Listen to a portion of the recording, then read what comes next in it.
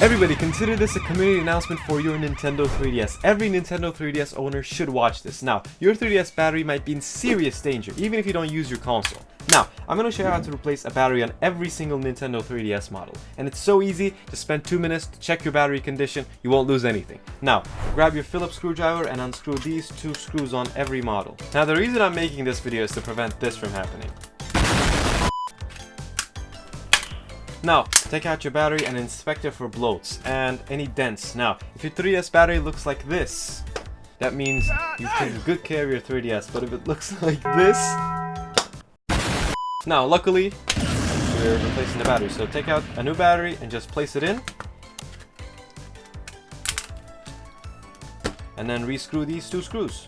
Also, this is episode 1 of my series on repairing every aspect of the new 3DS XL, and check out the other episodes. And now you just save your 3DS in just 2 minutes. You're welcome.